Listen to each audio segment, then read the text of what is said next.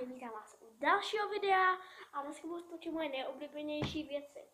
Tak, nejoblíbenější jídlo je řízek, nejoblíbenější pití mirinda, nejoblíbenější zvíře pes,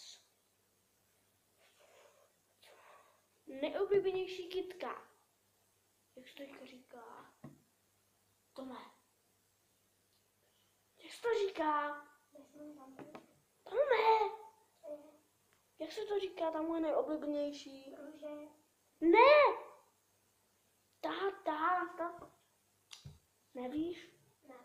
No tak druhá orchidej. Teďka nejoblíbenější hra. To je stand-off. Jo.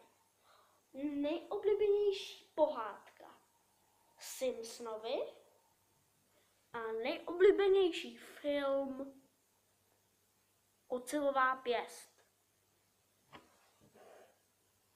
No, tak to už by asi bylo pro tento video všechno. Čau!